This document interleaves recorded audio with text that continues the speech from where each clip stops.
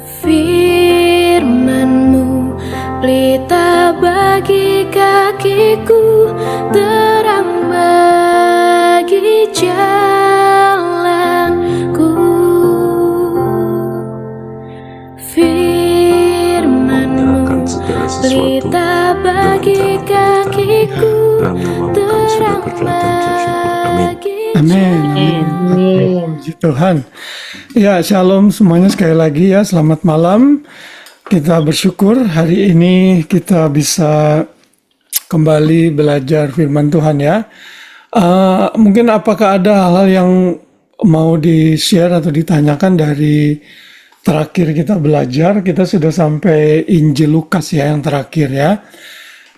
Kalau memang ada yang mau dikomentari atau ditanyakan, silakan, mungkin saya beri kesempatan 1-2 menit. Kalau tidak ada, kita bisa langsung masuk ke ini ya, pelajaran kita.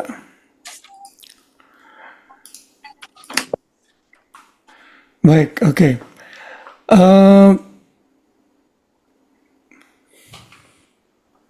Ini kalau ini view-nya enggak ya? Ini speaker ya.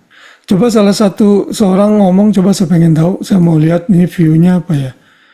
Tes. Oke ya, good, thank you. Oh, itu Iren apa Grace? Iya, berdua. Enggak, ini saya pilih yang speaker karena kalau sudah mulai saya pikir cuma saya aja yang muncul dan yang berbicara gitu ya. Biar nggak semuanya muncul gitu, biar nggak distracted kalau ada orang nonton di live stream apa di YouTube. Baik, ya kita akan melanjutkan lagi pelajaran kita. Tentunya ini long study yang sudah kita mulai dari 2024 kali ya. Iya. Iya, Agustus 2024 kalau saya nggak salah. Ini topik kita ya, yaitu mengenai bibliologi. Kita sudah melewati berbagai macam pelajaran yang sudah kita lewati ya, dari lesson 1 sampai 8. Kemudian lesson 9 itu tentunya yang terpanjang. Ini sebenarnya saya tidak rencanakan pada awalnya, tapi saya pikir ada baiknya kita melakukan hal ini karena kalau kita mau mengerti Alkitab, doktrin-doktrin yang lain itu ya based on every single book yang ditulis di dalam Alkitab begitu. Kalau kita ngerti intisari dari seluruh Alkitab, itu akan sangat membantu kita untuk mengerti berbagai macam aspek di dalam kekristenan. Dan saya percaya kita tidak mungkin hafal semuanya, saya pun juga demikian. Tetapi paling tidak dengan adanya pelajaran ini menjadi record yang sangat baik untuk saya juga. Jadi kalau saya sudah mulai lupa-lupa atau saya mempersiapkan khotbah yang berhubungan gitu, saya bisa coba dengar lagi videonya sambil nyetir gitu ya, dari seluruh kitab intisari kitab-kitab ini begitu. Jadi ini sangat membantu sekali untuk kita, dan bersyukur teknologi yang membantu kita untuk merekam ini semua sehingga kita ada catatan dan record yang tidak akan hilang ya. Nah, hari ini kita akan memasuki Injil Yohanes ya. Injil Yohanes ini adalah Injil yang sangat luar biasa. Kayaknya Tuhan merancang Injil ini dengan satu tujuan untuk orang saat membaca itu mudah dimengerti begitu ya. Nah, tapi sebelum saya masuk, ini saya harusnya slide yang ini sebelumnya ya. Slide yang ini ya.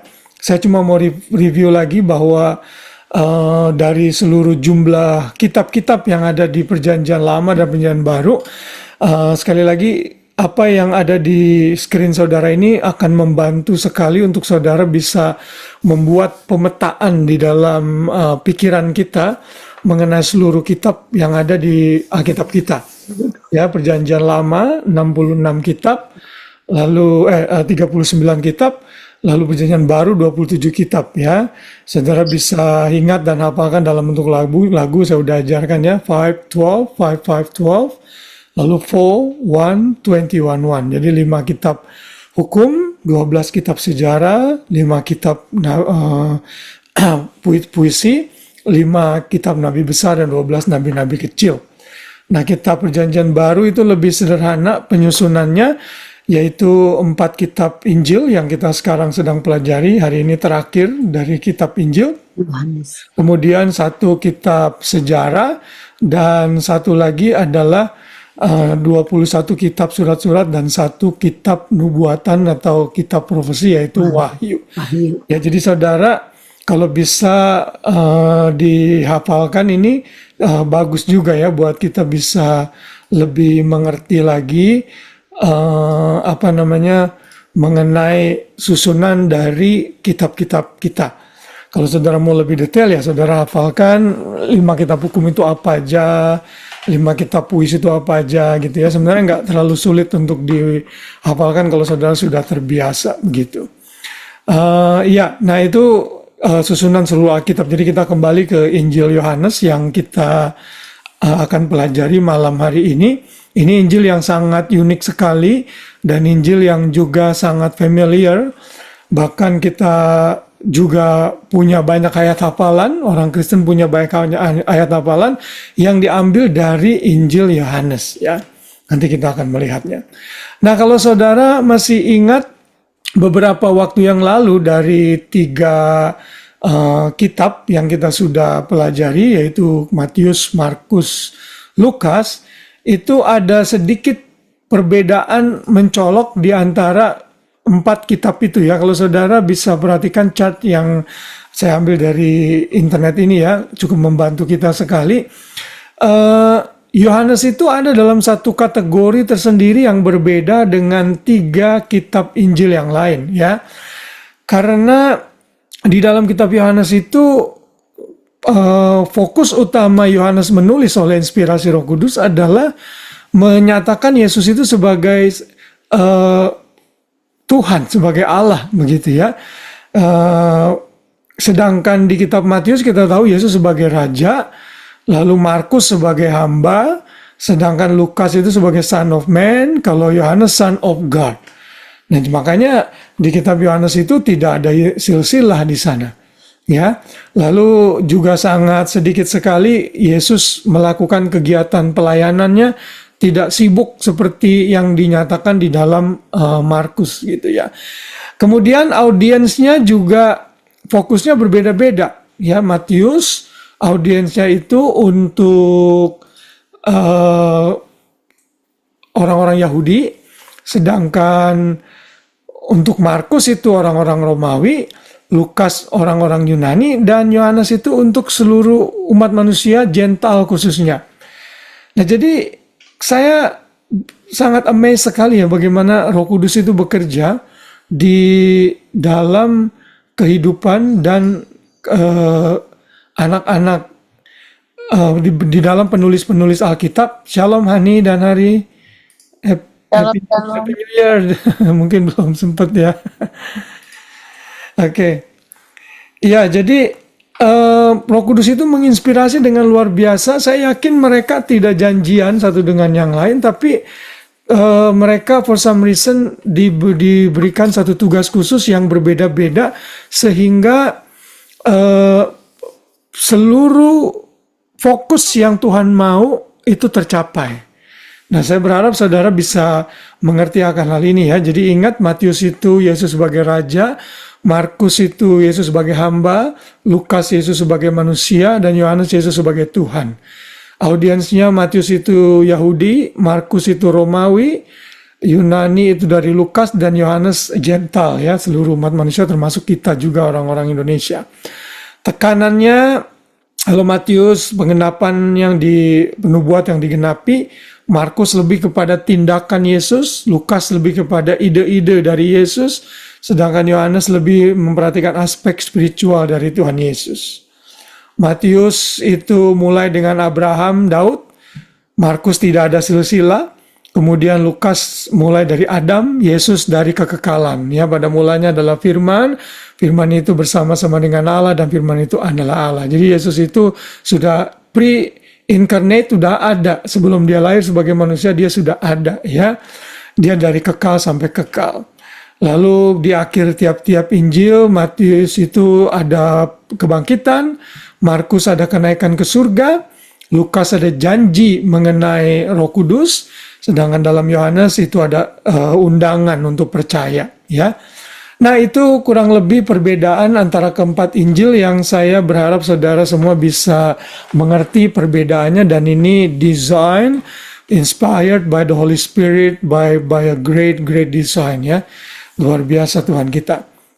Nah, Yohanes itu saya beri judul, saya ambil dari seseorang, ya, dengan judul That You May Believe, supaya kamu percaya.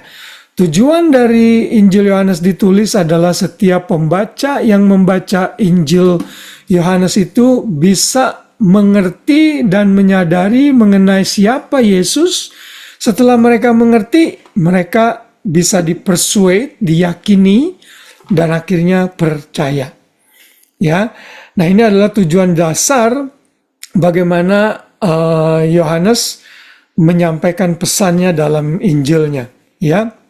Nah, saya yakin kitab Yohanes ini kitab yang sangat akrab di tengah-tengah kehidupan orang percaya, ya. Mungkin jarang orang Kristen yang tahu ada kitab Nahum, kitab Zefanya, ya, kecuali kita kan udah belajar.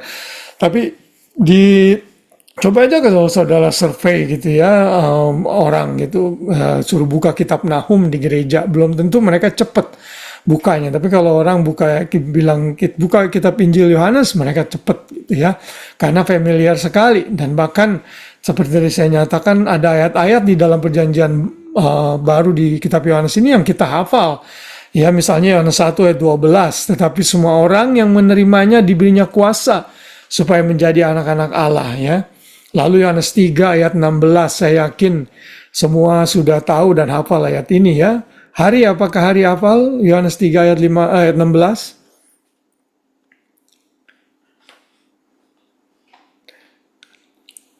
Hari ada di sana, Hari? Hari lagi di toilet kok. Oh ya, Hani deh kalau gitu gantiin. Yohanes 3 ayat 16, tahu nggak? Karena begitu besar kasih Allah kepada manusia sehingga ia mengaruniakan anaknya yang tunggal supaya kita semua bisa percaya Supaya dan percaya beroleh hidup yang kekal. Iya. Kurang lebih kayak gitu. Ya, betul. Dan anak-anak Sunday School pun ini bisa hafal dengan cepat. Padahal ini bukan ayat yang pendek loh, ini ayat yang panjang. Tapi mereka bisa hafal, kita bisa hafal. Kenapa? Kayaknya Tuhan berikan kita kemampuan untuk itu. Karena ini adalah satu berita penting dalam Alkitab di mana Yesus sudah lahir sebagai manusia, yang percaya kepadanya tidak binasa, melainkan beroleh hidup yang kekal. Lalu kita juga punya ayat, ya, Yohanes 14 ayat 6. Ada yang tahu apa bunyinya Yohanes 14 ayat 6? Ada? Akulah jalan dan kebenaran dan hidup. Iya, tidak ada satu orang pun yang sampai kepada Bapa kalau tidak melalui aku, ya. Nah, itu ayat-ayat yang seringkali sudah diingat, dan banyak sekali ayat-ayat yang lain. Misalnya ada lagi, akulah gembala yang baik, akulah kebangkitan yang hidup, akulah terang dunia. Itu semua ada di kitab Yohanes tuh, ya, Injil Yohanes. Nah, Yohanes ini ada seseorang yang menemukan manuskrip masih ditulis dalam bentuk on papyrus, ya. Papyrus itu satu perkamen, ya, tempat media penulisan Alkitab dengan menggunakan daun, namanya daun papyrus, ya, dari pohon papiri. Nah, itu dicatat yang tertua adalah pada tahun 130. Jadi saudara bayangkan, Yohanes itu kan ditulis kurang lebih tahun 90.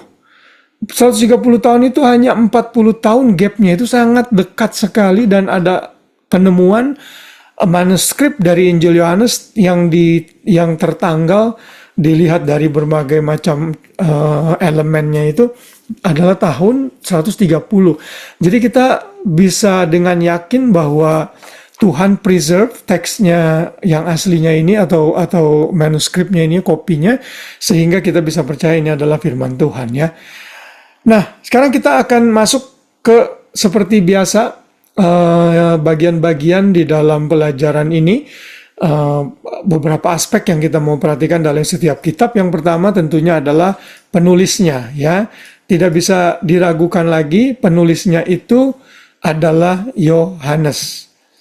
Nah, Yohanes ini kan agak sulit, ya, kalau penulis di dalam Alkitab itu tidak menyatakan dirinya. Tapi kalau Yohanes itu menyatakan dirinya bahwa ia yang menulis, nanti kita lihat dalam Yohanes pasal 20 gitu ya.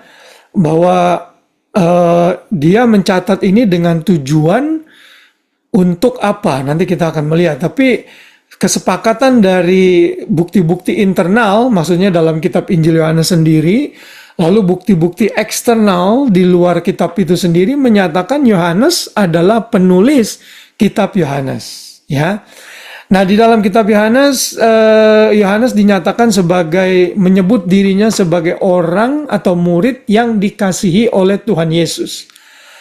Dan semua perkataan murid yang dikasih oleh Tuhan Yesus itu hanya ada di kitab Injil Yohanes. Jadi dia memposisikan dirinya sangat dekat sekali dengan Yesus sehingga dia merasa dia murid yang paling dekat dengan Tuhan Yesus.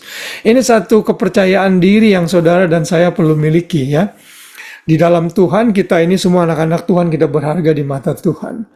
Jadi kalau saudara mau nulis surat atau PA gitu ya, dari Iren, wanita yang dikasihi Yesus. Kurang lebih seperti gitu ya. Nah saudara, kalau saudara berpikir seperti itu, saudara nggak peduli orang lain mau ngomong apa tentang saudara, orang lain mau ngejelekin saudara, jelekin kita, doesn't really matter. At the end of the day kita tahu Yesus mengasihi kita. Nah itulah posisi Yohanes yang dia tempatkan dirinya di hadapan Yesus. Kita semua harus seperti itu. Ya, nama lain dari Yohanes kita tahu melalui Matius 10 ayat 2-4. The sons of Zebedee, anak Zebedeus, juga sering disebut son of thunder ya. Markus 3 ayat 9 ayat 17 ya. Nah itu nama-nama lain julukan dari Yohanes yang juga adalah murid Tuhan Yesus. Ia adalah tentunya salah satu dari para rasul, dan termasuk salah satu dari 3 inner circle Yesus yang terdekat selain Petrus dan Yakobus. Ya, dan dia tentunya menjadi saksi mata mengenai apa yang terjadi dan dilakukan dalam kehidupan Yesus mulai dari dia melayani sampai kematiannya di atas kayu salib. Bahkan di kayu salib, Yohanes dicatat dia ada di situ, bahkan dia dipercaya untuk look after dari Maria ibu Yesus. Jadi ini orang yang benar-benar spesial. Yohanes ini adalah salah satu rasul yang matinya normal. Matinya tidak mengalami penganiayaan yang berat seperti Petrus misalnya yang mati terbalik, Thomas mati ditombak ya. Lalu ada beberapa lagi yang mati dipenggal, saudara bisa melihat di dalam sejarah gereja. Tapi Yohanes itu walaupun sempat juga direndam di minyak panas, di boil oil, tapi dia survive, akhirnya mati tua di pengasingan di Pulau Patmos. Dan oleh providensi Tuhan, Yohanes diizinkan untuk mencatat kitab Injil Yohanes ya. Nah, Yohanes ini setelah Yesus naik ke surga, dia menjadi tiang atau pilar gereja di Yerusalem. Kita bisa membaca nanti dalam Galatia 2 ayat 9. Lalu dia juga melayani bersama-sama dengan Petrus ya di dalam Kisah Rasul 3 ayat 1, 4, 13, 8, 14. Lalu akhirnya dia pergi ke Efesus dan menurut tradisi dia menyaksikan peristiwa penghancuran Bait Suci dan Yerusalem pada tahun 70 oleh Kaisar Titus, lalu akhirnya dia diasingkan di pemerintahan Domitian kalau saya nggak salah, Kaisar Domitian ke Pulau Patmos. Nah di Pulau Patmos itulah Yohanes menulis kitab Injil Wahyu, kitab Wahyu bukan Injil, kitab Wahyu. Lalu di Efesus juga dia menulis surat 1, 2, dan 3 Yohanes. Jadi dia menulis 5 kitab ya. Injil Yohanes, lalu surat 1, 2, 3 Yohanes, dan lalu kitab Wahyu. Nah itu yang dilakukan oleh Yohanes ya. Jadi itu bukti-bukti kuat yang menyatakan Yohanes sebagai penulis, juga bukti-bukti eksternal menyatakan Yohanes itu sebagai penulis dari Injil Yohanes. Misalnya ada bapak-bapak gereja, saudara, kalau saya suka nyebut bapak gereja itu adalah orang-orang yang penulis-penulis yang hidup yang tidak jauh dari Tuhan Yesus, kurang lebih 100 sampai 400 tahun setelah Tuhan Yesus ya. Misalnya Clement of Alexandria, tahun 150 sampai 215 menulis mengenai Yohanes, bahwa dia menyatakan set forth in the other gospel are being moved by the Holy Spirit compose a spiritual gospel. Sorry. Kalau Clement of Alexandria dia bilang begini, all the church's fathers assume dia menulis satu tulisan yang menyatakan Yohanes adalah seorang yang menulis kitab Injil Yohanes, ya. Kemudian Irenaeus juga menyatakan yang sama. Irenaeus itu adalah murid dari Polikarpus. Polikarpus itu murid dari Yohanes. Jadi mereka tahu satu dengan yang lain. Jadi udah pasti kesaksian mereka sebagai bapak-bapak gereja sangat bisa dipercaya. Juga Eusebius juga dalam bukunya Ecclesiastical History juga menulis bahwa Yohanes lah yang menulis Injil Yohanes. Jadi tidak bisa diragukan lagi, ya. Nah, itu penulisnya. Sedangkan tanggal penulisan Injil Yohanes, tadi saya sudah sempat singgung, adalah tahun 85 sampai tahun 90, karena di situ Kaisar Domitian masih hidup dan ada bukti-bukti sejarah yang kuat mengenai hal ini. Jadi kita tidak percaya bahwa Yohanes itu menulis early sebelum penghancuran dari Bait Suci di tahun 70, begitu ya. Karena ini tanggal penulisan ini penting ya, kalau saudara belajar akhir zaman, ya, tahun berapa Yohanes menulis Injil Yohanes dan Revelation, kitab Wahyu, itu sangat penting. Karena kalau mereka percaya penulisan kitab Wahyu itu sebelum tahun 70, ayat-ayat yang berhubungan dengan akhir zaman di kitab Wahyu itu akhirnya dialihkan atau diacukan kepada pengerusakan, penghancuran Yerusalem. Nah, makanya orang-orang yang kita sebut dengan aliran preteris, dia menyatakan bahwa masa tribulasi itu sudah terjadi dan sedang terjadi. Lalu Yesus sudah datang dalam bentuk fisik pada tahun 70, lalu secara rohani dalam hati kita. Nah, itu jadi complicated penafsirannya. Tapi kalau penulisan kitab Wahyu itu tahun 90, berarti teori itu gugur udah, ya. Berarti itu tidak bisa dipakai menyatakan argumen bahwa beberapa porsi kitab Wahyu itu digenapi tahun 70. Berarti itu udah gugur gitu. Nah, saya sudah sempat mendengarkan debat antara Mark Hitchcock yang juga saya pakai untuk bahan-bahan penulisan ini ya, karena dia juga membuat satu rangkaian seri khotbah bagus sekali. Dia ini salah seorang akhir zaman expert lah ya, eschatology expert dia. Dia juga dia pernah berdebat dengan seorang yang tidak percaya mengenai post tribulation, premillennialism. Dia debat bagaimana penulisan kitab Wahyu itu adalah tahun 90 begitu ya. Oke, jadi saat menulis kitab Yohanes, kemungkinan besar Yohanes sudah sangat dalam usia yang tua, tapi Tuhan percaya dia untuk menulis kitab Injil Yohanes ya. Oke, sekarang kita akan masuk pada tujuan, audiens dulu, audiens ya. Kita akan melihat siapa audiens yang ditujukan dari kitab Injil Yohanes ini. Nah, penerima kitab Injil Yohanes tadi saya sudah sebut di depan adalah orang-orang non-Yahudi. Jadi Gentiles living in and around Ephesus ya. Nanti saudara bisa melihat sendiri, Efesus itu salah satu kota besar di Asia Kecil ya. Dan nanti kalau kita memasuki, kalau kita akan belajar surat-surat Yohanes, saya akan lebih fokus juga memberikan penjelasan mengenai kota-kota yang ada di dalam surat-surat Paulus ya, termasuk di dalamnya adalah kitab mengenai kitab Efesus. Nanti kita akan melihat ini ada di sekitar Yunani tentunya Efesus ya.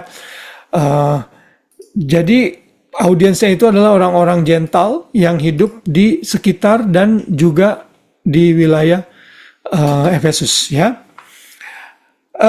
Kemudian kalau kita perhatikan, kenapa ini kita nyatakan Injil Yohanes ini ditulis bukan untuk orang Yahudi? Karena di dalam Injil Yohanes sendiri, Yohanes itu menjelaskan segala sesuatu yang berbau Yahudi. Misalnya ya, ada nama-nama atau ungkapan-ungkapan yang dia harus translate. Ya, misalnya teacher ditranslate rabbi, Mesias ditranslate Kristos. Nah, itu menunjukkan bahwa sebenarnya audiensnya itu bukan orang Yahudi. Kalau nggak, ngapain dia melakukan itu? Lalu tempat-tempat geographical itu juga dijelaskan, ya, dia secara seperti menyampaikan kepada orang-orang yang tidak tahu mengenai Yahudian. Lalu festival-festival, hari-hari raya, di situ juga dijelaskan oleh Yohanes. Jadi ini membuktikan bahwa Yohanes ini menulis bukan untuk orang Yahudi, tetapi untuk orang-orang Gentile, ya. Jadi kalau kita membaca kitab Injil Yohanes itu, kita bisa mengerti dengan mudah karena memang ditujukan untuk orang-orang non-Yahudi gitu. Karena itu saudara, kalau punya teman atau siapa saja yang baru kenal Yesus, mereka tanya, kitab apa sih yang saya mesti baca pertama kali? Kasih Injil Yohanes, saudara. Itu penting sekali karena Injil Yohanes itu aspek the deity of Jesus itu benar-benar dinyatakan. Ya, nanti baru kitab-kitab yang lain. Setelah itu ajak dia untuk baca kitab Roma. Ya, karena di situ menjelaskan posisi kita, justification di dalam Tuhan di kitab Roma setelah mengerti siapa Yesus. Ya, itu dua kitab penting untuk new believer yang saudara mesti suggest kepada mereka. Nah, apa tujuan dari kitab Yohanes, Injil Yohanes yang ditulis? Tujuannya adalah untuk siapa saja yang membacanya itu menjadi percaya. Ya. Nah, di dalam Injil Yohanes ini juga ada tujuan penginjilan yang bersifat apologetik, membuktikan ketuhanan Tuhan Yesus. Karena di dalam Injil Yohanes lah benar-benar dinyatakan Yesus itu Allah sejati. Malah dari ayat pertama saja kita sudah bisa melihat pada mulanya adalah firman. Firman itu bersama-sama dengan Allah dan firman itu adalah Allah. Jelas sekali menunjukkan bahwa Yesus sebagai Sang Logos itu sebelumnya sudah ada dan dia eksis sebagai manusia, sebagai Sang Firman yang menjadi manusia. Ya, nah ini tujuannya itu ditulis langsung di dalam Yohanes 20 ayat 30 sampai 31. Ya, coba Tante Meme bisa tolong dibacakan. Bentar. Ya. Yohanes 20 ayat 30 sampai 31. Memang masih banyak tanda lain yang dibuat Yesus di depan mata murid-muridnya yang tidak tercatat dalam kitab ini. Tetapi semua yang tercantum di sini telah dicatat supaya kamu percaya bahwa Yesuslah Mesias, Anak Allah, dan supaya kamu oleh imanmu memperoleh hidup dalam namanya. Amin. Puji Tuhan. Thank you, Tante. Yeah. Nah, saudara, jadi tujuan Yohanes menulis adalah apa yang tercantum dalam Injil ini, setiap orang membacanya, orang itu diyakini dan akhirnya percaya bahwa Yesus adalah Son of God, Anak Allah. Dan orang Yahudi tahu kalau disebut anak Allah itu adalah in the essence of God. Mereka ngerti, makanya Yesus dibunuh gara-gara itu, karena mengklaim dirinya sebagai Tuhan. Makanya kalau ada orang Islam yang tanya, mana ayatnya yang menyatakan Yesus sebagai Tuhan? Directly Yesus bilang dia sebagai Tuhan memang enggak, tapi indirectly dia menyatakan aku dan Bapa adalah satu. Nanti kita akan lihat ya. Nah, jadi jelas sekali ya. Di sini clear ya, kalau seluruh tindakan dan perbuatan Tuhan Yesus itu dicatat, kata Yohanes, nggak akan cukup untuk menampungnya, begitu banyak. Dan saya percaya Roh Kudus itu memberikan inspirasi sehingga memilih mana-mana saja yang perlu dimasukkan dan apa yang sudah dimasukkan. Setiap orang yang membacanya, kita boleh percaya dan diyakini Yesus adalah Tuhan. Jadi kalau saudara ketemu orang atau saudara sendiri masih ragu-ragu Yesus apakah Tuhan atau bukan, saudara baca Injil Yohanes, di sana saudara akan menjumpai Yesus benar-benar Tuhan. Oke, sampai di sini apakah ada komentar? Semua jelas ya, clear? Ya. Oke. Baik, sekarang kita masuk ke analisa dan susunan dari kitab Injil Yohanes. Saudara bisa bagi menjadi dua, simple saja, pasal 1 sampai 12 itu saya salah ketik ya. Pasal 1 sampai 12 itu kitab mengenai signs atau tanda-tanda. Nah, di dalam Injil Yohanes saat Yesus memberikan mujizat, melakukan mujizat, dia nggak sebut mujizat tapi sign, tanda. Ya, tanda yang Yesus berikan. Saudara kan tahu dong artinya tanda ya. Kalau saudara melihat jalan di jalan tol, saudara lihat tanda 2 kilometer Campbelltown Road, ya bisa masuk, bisa menuju ke Minto, Ingleburn dan sebagainya kalau saudara dari M5 gitu ya. Dan tanda itu kan harus sebelumnya, nggak boleh sesudahnya. Kalau sesudahnya no point ya. Nah, artinya pada saat Yesus melakukan banyak mujizat itu satu tanda yang menyatakan, oh ini loh dia Mesias yang dinantikan karena dia melakukan mujizat gitu. Ya. Lalu pasal 13 sampai 21 itu menggambarkan the book of glory, di mana Yesus mulai masuk ke dalam penderitaan sampai dia mati, bangkit, naik ke surga. Ya. Lalu kita juga bisa melihat dengan bentuk seperti ini ya. 1 sampai 12 itu tanda. Ya, ada 7 tanda yang tadi saya sudah sebut yang Yesus buat, ada 7 mujizat yang Yesus buat. Kemudian pasal 13 sampai 17 itu disebut upper room discourse. Ini satu malam sebelum Tuhan Yesus mati ada percakapan, pengungkapan discourse itu artinya pengungkapan, penyingkapan mengenai apa yang penting-penting dilakukan oleh murid-muridnya dari Yesus dari pasal 13 sampai 17 yang diakhiri dengan doa syafaat Tuhan Yesus di pasal 17 ya. Lalu pasal 18 sampai 21 itu seringkali disimpulkan sebagai bentuk pengorbanan Tuhan Yesus ya, excess sacrifice. Begitu. Nah, itu kalau saudara mau membagi dalam bentuk singkat seperti itu. Nah, kemudian dari pasal 1 sampai pasal 12 itu mencakup 3,5 tahun. Lalu pasal 13 sampai 20 itu cuma 4 hari saja. Jadi mulai dari hari Senin, Selasa, Rabu, Kamis ya. Atau saudara mau hitung dari Selasa, tergantung. Kalau penghitungan orang Yahudi kan Yesus disalibkan tepat pada hari Jumat, kemudian dibangkitkan pada hari Minggu gitu ya.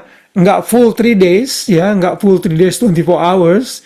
Tapi sudah masuk ke bagian dari hari itu. Nah, jadi pasal 13 sampai 20 itu hanya 4 hari. Sangat singkat sekali. Lalu pasal 21 ada penambahan beberapa minggu saat murid-murid menjalankan kegiatan mereka yang normal, menjala ikan setelah Yesus bangkit. Nah, jadi saudara lihat ya, ada satu saling melengkapi satu dengan yang lain di antara kitab Injil yang tidak ada di Yohanes, yang tidak ada di Matius sampai Lukas itu digenapi atau dilengkapi di Injil Yohanes gitu. Ya, karena peristiwa penangkapan ikan besar itu nggak ada di Injil lain, hanya ada di Injil Yohanes. Lalu Yesus nanya kepada Petrus kan, menurut Petrus, apakah engkau mengasihi aku? Itu juga tidak ada di Injil lain kecuali di Injil Yohanes. Ya. Oke, nah sekarang kita lihat bagian yang lain lagi dari analisa ini. Ada beberapa hal yang tidak disebut di kitab Injil lain. Ada hal-hal yang tidak ada di Injil Yohanes, tetapi ada di Injil-Injil yang lain.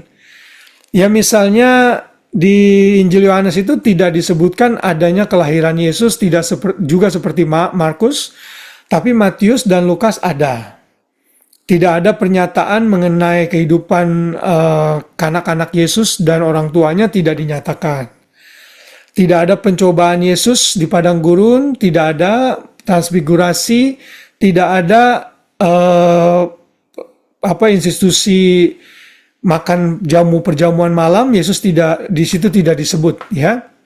Lord Supper. Kemudian no mention of Jesus calling out demons, tidak ada di dalam Injil Yohanes. Tidak ada pernyataan yang jelas. Ini kayaknya saya terbalik ya. No real statement of the garden. Sorry, kayaknya ini saya terbalik judulnya ini ya. Benar Pak Dede. Benar ya? Oh ya, benar. Saya takutnya terbalik ya. Iya benar. Oke, thank you. Kemudian ascension missing di dalam Injil Yohanes. Lalu tidak ada juga khotbah di bukit, tidak ada doa.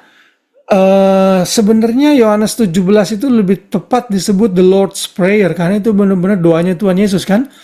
Kalau di Injil lain yang doa Bapa kami itu sebenarnya the disciples prayer. Karena mereka tanya bagaimana caranya berdoa gitu ya. Nah, tapi untuk for the sake of poin-poin di sini, doa Bapa kami tidak ada di Injil Yohanes. Lalu tidak ada juga Injil Yohanes mengenai perumpamaan-perumpamaan. Nah, ini satu hal yang unik sekali dari Injil Yohanes yang tidak ada di Injil Yohanes tapi ada di Injil-Injil yang lain ya. Lalu yang berikutnya adalah mengenai kata kunci dalam Injil Yohanes itu percaya. Itu disebut sering kali, lebih dari 90 kali kalau saya nggak salah disebut kata percaya. Itu dalam bahasa Yunaninya artinya tuh to persuade of something or to rely or reliance or trust. Jadi saat saudara percaya kepada Yesus, maka tuh saudara tuh benar-benar yakin dan diyakini, lalu mengandalkan dan mempercayakan diri kepada Yesus sepenuhnya. Itu yang disebut dengan trust, percaya. Jadi bukan hanya sekedar, ya saya mau percaya, ya saya mau begitu. Saudara mesti yakin dan diyakini bahwa Yesus benar-benar Tuhan. Ya, makanya Yohanes saya beri judul kan judulnya That They May Believe. Kemudian yang berikutnya adalah kita akan melihat mengenai 7 tanda yang dilakukan. Oh, sebelum itu ini satu lagi ya saya missing tadi. Ada prolog yang panjang dalam pasal 1 ini pembukaan ya, introduction pasal 1 sampai dari ayat 1 sampai 18. Namun kuncinya adalah ayat 1 yang tadi saya sudah singgung berkali-kali. Pada mulanya adalah firman, firman itu bersama-sama dengan Allah dan firman itu adalah Allah. Saudara, rabi-rabi Yahudi itu sangat ngerti sekali mengenai konsep the word of God itu adalah Allah itu sendiri. Misalnya ya, ada seorang filsuf yang bernama Philo dari Alexandria, dia menggunakan kata logos itu 1300 kali dalam tulisan-tulisannya, dan orang-orang Yahudi, rabi-rabi itu sangat mengerti saat Yesus disebut logos itu sendiri, itu sebenarnya adalah dia benar-benar Allah, benar-benar Tuhan. Karena dalam ayat 14 nanti kalau saudara baca ditegaskan tuh firman itu telah menjadi manusia dan diam di antara kita. Dan kita telah melihat kemuliaannya, yaitu kemuliaan yang diberikannya sebagai anak tunggal Bapa, penuh kasih karunia dan kebenaran. Ya, jadi sangat clear sekali Yesus sebagai logos atau sang firman itu menjadi manusia di dalam daging dan itu adalah Yesus. Tadi saya sempat menyebut ada 7 tanda atau mujizat yang Yesus lakukan. Nah, inilah listnya dari ke-7 mujizat yang Yesus lakukan. Mengubah air jadi anggur, ini hanya ada di Injil Yohanes ya. Lalu menyembuhkan seorang pegawai perwira ya di pasal 4. Lalu menyembuhkan orang yang lumpuh di kolam Bethesda, memberi makan 5.000 orang, berjalan di atas air, menyembuhkan orang yang buta sejak lahir, membangkitkan Lazarus dari kematian. Nah, ini 7 tanda yang Yesus lakukan selama pelayanannya di dalam dunia saat dia sebagai manusia. Ya. Kemudian ada beberapa kisah penting yang menjadi highlight dalam Injil Yohanes, misalnya mujizat di Kana ya. Saudara pasti ingat lah ya, mamanya Yesus, Maria, dengan yakin berkata waktu ada pesta di Kana kekurangan anggur, udah siapin aja. Yesus bilang, apa yang kau mau aku lakukan, hai wanita, maksudnya mamanya ya, saatku belum genap. Tapi akhirnya Yesus melakukan mujizat itu dan anggur yang dicicipi itu justru anggur yang terbaik ya, walaupun udah mau akhir-akhir tetap saja biasanya kalau yang akhir-akhir itu dikasih anggur yang kurang baik karena orang udah pada mabok, udah pada kenyang. Tapi ya pada saat itu di dalam pernikahan di Kana anggurnya bagus terus karena Yesus melakukan mujizat ini ya. Lalu Yesus sempat membersihkan bait suci di pasal 2, lalu juga ada kisah yang sangat luar biasa di mana akhirnya muncul pasal 3 ayat 16 itu mengenai tadi yang dibacakan oleh Hani, percakapan dengan Nikodemus yang adalah seorang rabi tapi akhirnya menjadi pengikut Yesus ya. Nanti kalau saudara baca di dalam Yohanes 7 ayat 51 dia membela Yesus tuh di hadapan mahkamah agama karena dia anggota salah satu Sanhedrin, 70 orang anggota mahkamah agama yang ada di Israel. Dia juga ada dalam penguburan Yesus di pasal 19 ayat 39. Jadi dipercaya Nikodemus ini menjadi orang percaya ya. Karena itu tidak salah Injil Yohanes tujuannya adalah agar orang membaca dan mendengar lalu percaya. Kisah wanita Samaria di sumur Yakub, saudara juga tahu pasti kisah ini. Penyembuhan anak pegawai istana, penyembuhan di kolam Bethesda itu adalah highlight beberapa peristiwa penting dalam kitab Injil Yohanes ya. Kemudian ini ternyata double ya slide-nya. Sekarang kita pindah ke pasal 5 sampai 11 itu adalah Yesus melakukan banyak kegiatan di dalam hari-hari raya orang Yahudi. Pasal 5 sampai 6 disebut ada hari raya Passover atau Paskah. Pasal 7 ayat 2 sampai pasal 8 itu ada hari raya Tabernakel. Lalu hari raya Hanukkah pasal 9 sampai 10. Nah, ini yang kemarin terjadi di Bondi. Ya, kalau saudara ingat tragedi pembunuhan di Bondi itu kan saat mereka merayakan Hanukkah. Hari raya Hanukkah itu hari raya yang tidak diperintahkan untuk dilakukan di dalam kitab Imamat ya. Waktu mereka ada di padang gurun. Tapi hari raya ini menjadi tradisi yang pada masa Tuhan Yesus itu dilakukan. Sejarahnya itu back kepada masa intertestamental period. Setelah kitab Maliaki, lalu kitab Matius itu ada 400 silent year. Nah, di dalam masa itulah muncul pemberontakan karena waktu itu ada seorang Asyrian yang bernama Antiochus Epiphanes berusaha menajiskan bait suci dan akhirnya muncul satu kelompok yang dipimpin oleh Yohanes Makabis itu dan memberontak. Nah, pada waktu itu mereka berhasil menang dan menyucikan bait suci. Dan dipercaya waktu itu mereka perlu menyalakan candelabra itu di bait suci. Minyaknya kalau menurut penghitungan hanya cukup untuk 1 hari. Tapi begitu dinyalakan itu sampai bertahan sampai lebih dari 7 hari. Nah, sejak saat itulah mereka menyebut hari raya itu sebagai hari raya Hanukkah atau hari raya cahaya. Atau juga nama lainnya hari raya dedikasi.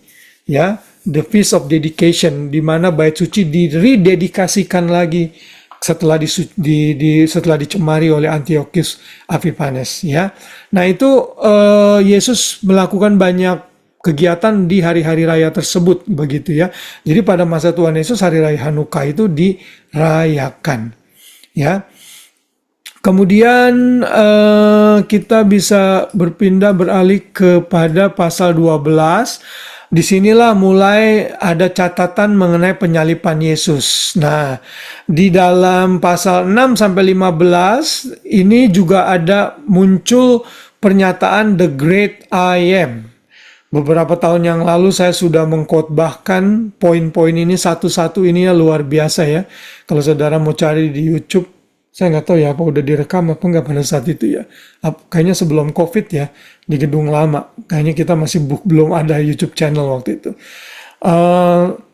Karena YouTube channel kita kalau nggak salah baru mulai begitu kita sudah mulai ibadah lagi di gereja yang baru, di gedung lama awal-awal tahun 2001 kalau saya nggak salah.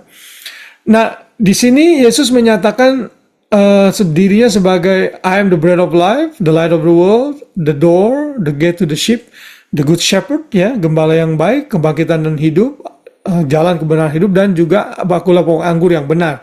Ini the great I am ini tentunya menggenapi dari pribadi Yahweh yang juga menyatakan dirinya aku adalah aku itu. I am that I am. Makanya Yesus bilang this is I am.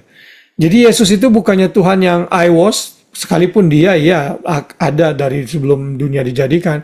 Dia juga bukan juga Tuhan yang I will be, dia itu juga Tuhan yang presence terus. I am. Ya, ini luar biasa kalau saudara pelajari dari 7 pernyataan Tuhan Yesus ini ya. Dari sini aja udah membuktikan Yesus itu sebagai Tuhan sebenarnya. dari 7 pernyataan ini. Ya. Kemudian dari pasal 13 sampai 17 kita belajar ada upper room discourse, ada percakapan di ruang atas satu malam sebelum Tuhan Yesus disalibkan. Nah, ada beberapa hal yang Yesus bicarakan di dalam khotbah atau percakapan dengan murid-muridnya itu, yaitu Yesus mengajarkan bagaimana seorang pemimpin itu harus menjadi hamba. Ingat ya, Yesus membasuh kaki para muridnya, itu ada di pasal ini. Lalu Yesus menjanjikan akan datangnya Roh Kudus. Yesus juga menyatakan bahwa Dia adalah pokok anggur, kita semua adalah carang-carangnya. Yesus juga memberikan perintah baru, yaitu perintah untuk mengasihi satu dengan yang lain.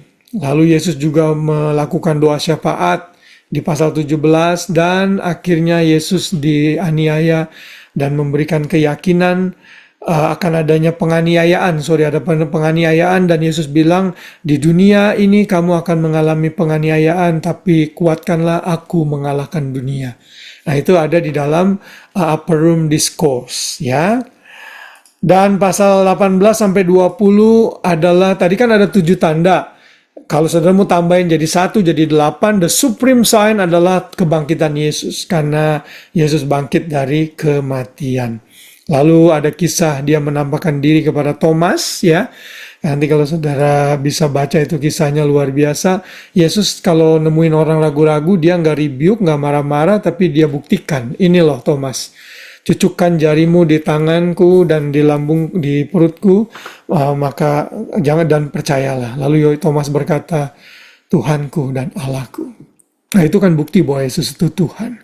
Sebenarnya kesaksian dari orang lain itu lebih kuat daripada orang itu berjalan ngomong-ngomong, saya ini presiden loh, saya ini perdana menteri loh. Nggak perlu ngomong begitu juga orang tahu, saudara. Tapi kesaksian dari orang lain itu lebih penting dan lebih kuat dibandingkan kita yang self-proclamation, begitu ya. Lalu pasal 21 ada kisah mengenai Petrus, ya. Kebangkitan Tuhan Yesus dinyatakan di situ. Setelah kebangkitan Tuhan Yesus, Petrus dipulihkan. Dan Yesus juga menyatakan bagaimana Petrus harus mati dengan cara disalib terbalik, ya, menurut tradisi gereja. Satu hal yang mengenai Thomas, ya, jadi kalau saudara ketemu orang yang ragu-ragu, ya, orang itu harusnya ketemu dengan Thomas. Ya, Thomas itu orang yang benar-benar ragu-ragu tapi akhirnya percaya.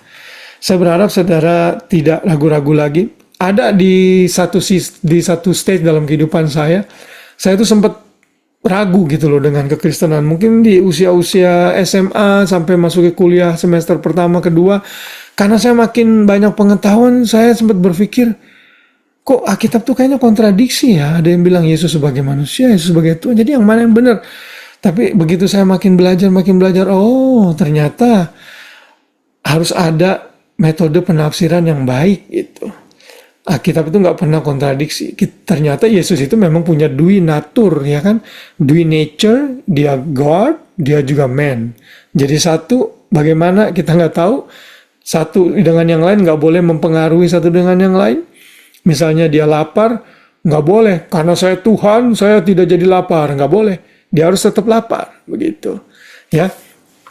Lalu dia tidak berdosa sebagai Allah kan. Lalu yang manusia, nggak apa-apa. Kan saya sebagai manusia dosa aja. Nggak boleh. Jadi nggak boleh mempengaruhi tapi jadi satu. Ya.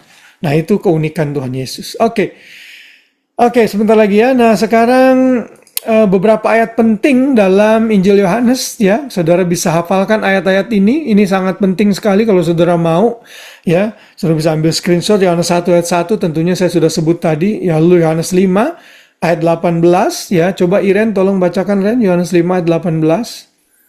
Yohanes 5 ayat 18, sebab itu orang-orang Yahudi lebih berusaha lagi untuk membunuhnya. Bukan saja karena ia meniadakan hari Sabat, tetapi juga karena ia mengatakan bahwa Allah adalah Bapanya sendiri, dan dengan demikian menyamakan dirinya dengan Allah. Ya, thank you. Nah, ini membuktikan bahwa Yesus itu mati karena dia mengidentifikasikan dirinya sebagai Allah.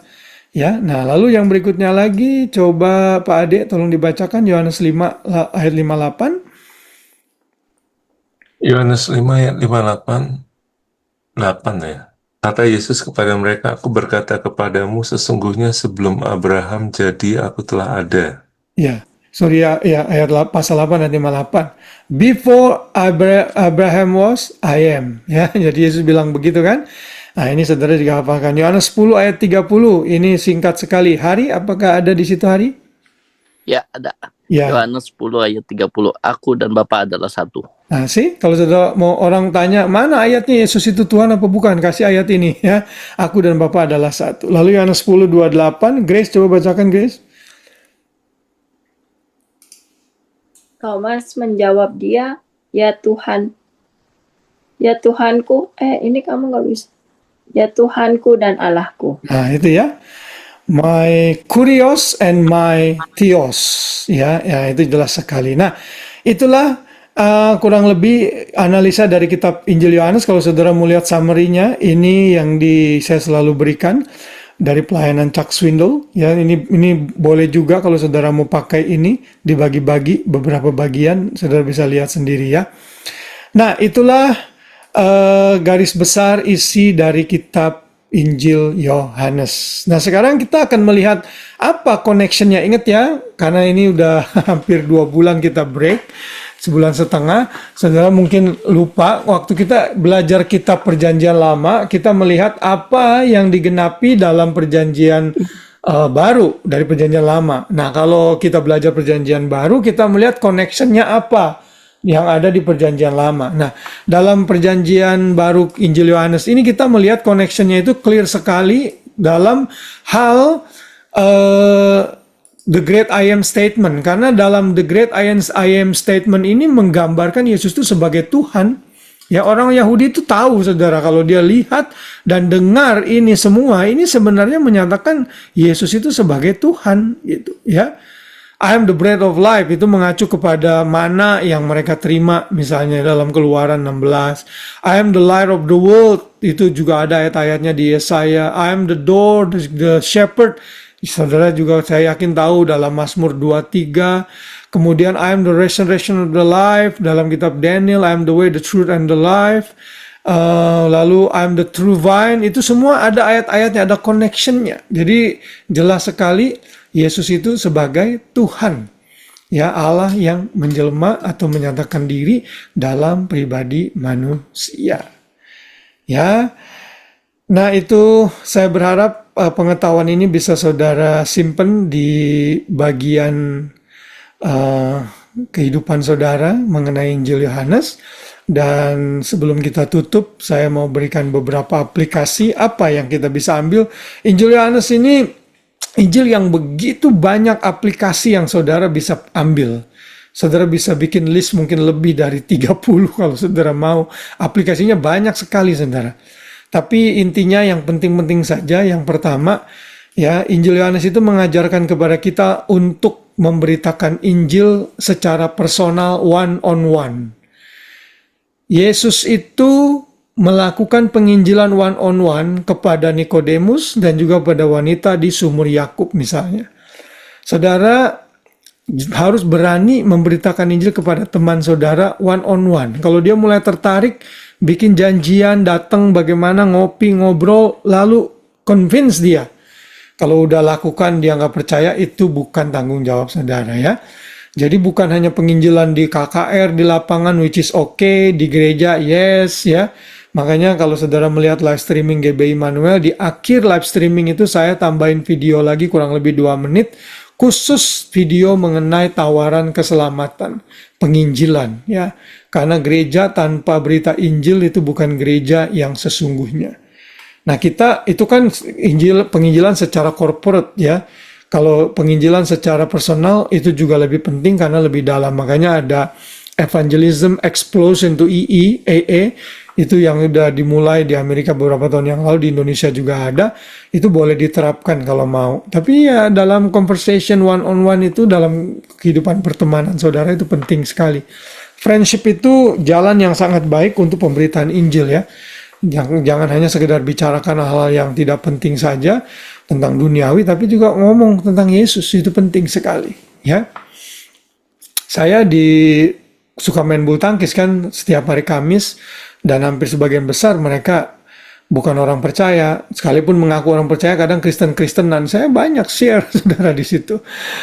Kadang-kadang ngomong tentang Tuhan Yesus ya, gitu. Lalu yang kedua, kata-kata penghiburan Yesus untuk murid-muridnya sebelum kematiannya yang tadi dalam Upper Room Discourse itu ya. Juga penghiburan bagi kita di tengah-tengah masa duka cita, aniaya, Tuhan menghiburkan kita. Ya, saudara, dalam hardship, dalam difficulties, ingat Yesus itu ada bersama-sama dengan kita. Dia adalah pribadi yang pertama kali yang menderita. Kita sebagai muridnya pasti juga dipanggil untuk menderita. Saat kita menderita, kita jangan kecil hati, karena kita tahu Tuhan tidak akan pernah tinggalkan kita. Sekalipun kita harus mati seperti para rasul, karena iman dan penderitaan kita, biarkan itu terjadi. Karena kita tahu masa depan kita luar biasa indah di dalam Tuhan. Ya. Lalu yang ketiga, aplikasi ketiga yang kita bisa ambil, doa syafaat Yesus. Ini juga merupakan sumber comfort bagi kita, karena kita tahu kita punya imam besar, agung, yang berdoa untuk kita siang dan malam. Ya, mendoakan kita, dan dia menjadi imam besar yang mengerti keadaan kita, yang peduli dengan keadaan kita. Dan dia berdoa untuk kita. Salah satu inti dari doa Tuhan Yesus yang penting adalah hendaklah mereka menjadi satu sama seperti kita, Bapa dan Yesus itu adalah satu. Karena itu saya bersyukur dalam Bible Study ini kita dari beberapa gereja yang berbeda, tapi toh kita bisa satu, belajar firman Tuhan. Ya, dan di dalam forum kerjasama hamba-hamba Tuhan di Sydney, saya juga terlibat aktif, saudara ya. Di GBI juga, karena saya menyadari pentingnya kesatuan dan menyatukan hamba-hamba Tuhan itu luar biasa susah, ribet, saudara. Ada banyak hamba Tuhan yang nggak mau bergaul, saya nggak tahu kenapa, saudara. Kan kalau sama-sama hamba Tuhan itu sharingnya enak. Kadang ada pergumulan hamba Tuhan yang kita nggak bisa sharing sama jemaat, saudara, nggak bisa. Ya, kita bisanya sharing sama-sama sama rekan-rekan hamba Tuhan gitu.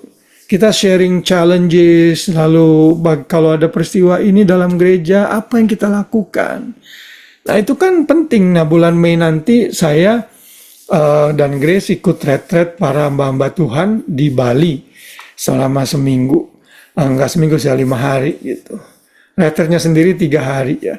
Nah itu setiap tahun saya ikut, karena di situ kita ketawa, kita nggak terlalu bicarain doktrin yang dalam gitu ya, walaupun juga kita belajar, tapi kita lebih ke sharing pelayanan begitu. Nah itu yang Tuhan mau, saudara ya, kita bersatu sebagai orang percaya. Dan di gereja, terutama di gereja yang saya layani, Gereja Immanuel juga kan semboyannya itu loving the word, mengasihi firman Tuhan, cinta firman Tuhan, loving each other. Dan kita coba terapkan sebisa mungkin gitu. Ya puji Tuhan, sejauh ini selama saya menggembalakan tidak ada konflik yang demikian berat di antara hamba Tuhan, di antara pengurus, di antara jemaat gitu ya, oleh anugerah Tuhan, karena kita sadar kesatuan itu sangat penting gitu ya. Dan yang terakhir, yang keempat, kita bisa belajar dari kitab Yohanes. Pengajaran Yesus mengenai ketuhanannya, keilahiannya itu sarana apologetik yang bagus sekali untuk kita berikan kepada orang-orang yang meragukan Yesus, meragukan kemanusiaannya atau meragukan ketuhanannya. Dua-duanya itu harus diajarkan. Ya, saudara harus hati-hati di sosial media, karena ada banyak orang yang mengaku apologet tapi tidak ngerti prinsip-prinsip dasar kekristenan yang mereka kurang jago gitu ya, kurang bisa dan kurang belajar, karena memang mereka seringkali mungkin mau cari viewer gitu, makanya dengan berbagai macam metode-metode yang begitu diuji, ditanya mengenai pengetahuan kekristenan, mereka fail gitu ya. Nah saya berharap penjelasan ini, ringkasan ini bisa membantu kita bersama-sama untuk mengerti lebih baik lagi mengenai firman Tuhan, termasuk Injil Yohanes. That's all from me. Apakah ada komentar atau hal-hal yang mau ditanyakan sejauh ini? Semua jelas?